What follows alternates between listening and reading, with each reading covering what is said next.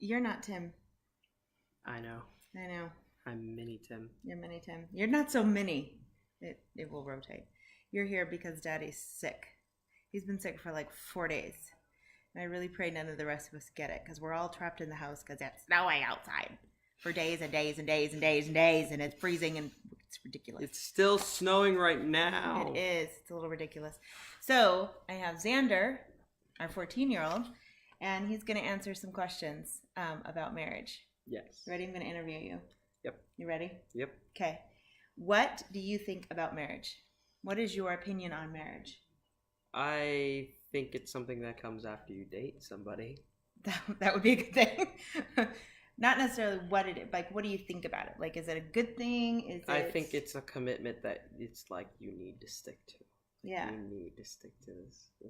At all costs? At all costs. What if you're being abused? Not like at all costs, but it's like most costs. Most costs, okay. At most costs. At most costs, okay. What do you think about, or do you think about anything when Dad and I fight? Come outside in a bit. Noah. It's Noah. So what do you think about when Dad and I... Be outside a second. When you do hear us fight? I just think that, well, you can't really have a marriage without it just being perfectly fine. So I know that you guys are going to fight every once in a while, and I think that that's perfectly fine. Like, I fight with Noah and Cameron and Odie every once in a while. That's what you need to do to be in a good... And after the fight, you get closer to each other. So I think fighting is a critical part of marriage. It's not something you need to do. Fighting fair. Like you shouldn't just like start a fight for no reason, but you're gonna end up fighting eventually. You're gonna have disagreements because you're two different people. Mm-hmm. But you're thinking if it done correctly, you can actually grow closer to it. Or grow closer to each other. But don't like hit each other. Right. Do we do that? No. Not that you've seen any. No. Are you afraid of Dad and I getting a divorce? No. You have asked that though, and Caleb has asked that before. And why do you think that has popped into your head, or why do you think we won't get a divorce? I think that it's popped into my head because I have a lot of friends who have gotten divorced with their parents.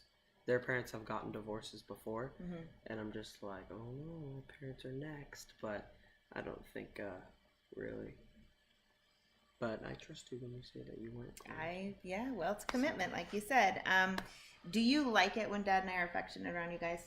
Nah, I don't have an opinion. You don't have an opinion because we've kind of always been that way, right? I don't really. Yeah, you guys, seriously, we could be like making out in the kitchen and they just kind of go around us and not even get a room. There's none of that. And I kind of think that's cool. They're very used to it. I'd just be making like hot chocolate while they're just...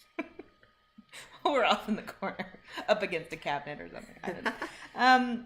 Is there anything that you wish you could see in our marriage, or stop, or change? More dogs. Okay, that's nothing to do with the marriage.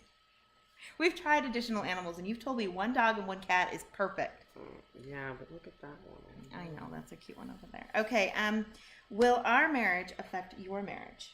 Yes. And why do you think that? Like, if Dad was not like didn't pay much attention to you, I would automatically just think like, oh, that's how you're supposed to do it.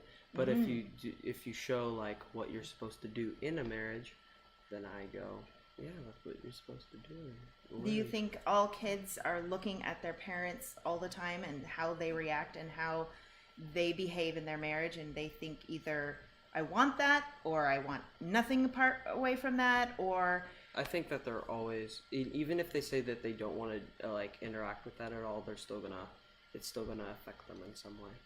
Even if they, I agree. Even if they say, say a kid's dad abused his wife, and then so the kid doesn't want to abuse his wife, but instead he kind of neglects his wife because he's afraid of hurting her. Oh, interesting. So it's abuse in kind of a different way. Yeah, but he doesn't even realize that he's doing it because he thought, oh, I'm doing a good thing and staying away from my wife, trying not to hurt her. And then he's neglecting her without even realizing it. Interesting. That's good. Did you guys catch that? That he's neglecting his wife because he doesn't want to hurt her, but just staying away from her. So that's interesting because he saw his dad abuse his wife. Yeah, or his dad abuse his mom. Yeah. Well, good. So, do you think Dad and I have a good marriage? No, No, you don't. Why? it's in pieces. It's in pieces. It's falling apart. Well, it's kind of really careful. You're moving the whole thing here. Sorry. You're fine. You're fine. Can I Because go now? I dragged you out of your room for a couple of minutes to do this. So, all right. Well, do you have any advice to people out there that might watch this and hope for some advice? What does the 14-year-old have to say on marriage advice? I have one critical piece of advice that if you learned nothing from this lesson, take this with you home. Go out of your way to always clear up any misunderstandings. Just go out of your way. If you think there's a misunderstanding, just explain it. Don't try to like give off hints. Just explain the whole thing. Don't give off hints, because then the other person can misunderstand the hint. Then you can misunderstand what they misunderstand from the hint, and it can just be like a whole story plot. Yeah, misunderstanding. And I think that's right. I think that's good. Just explain to them. Go out of your way. What you want to do. Go out of your way to not make any misunderstandings and clear up misunderstandings. It should not be a Three's Company episode where there's just one misunderstanding after another. Yeah. What? Don't make it a Mr. Bean episode. Don't make your life a Mr. Bean episode. That's the best advice, right? There we got for you. Problem after problem, and the next problem crosses that problem, and there's always problems, but no one's fixing them. Wisdom right there. Sigh. All right. I love you. Thank you, buddy. I appreciate it. You're amazing. And I pray for your future spouse. Okay. Yep. We'll see you guys next Monday. Pray for Tim that he feels better and our immune systems are protected. All right. Love you guys.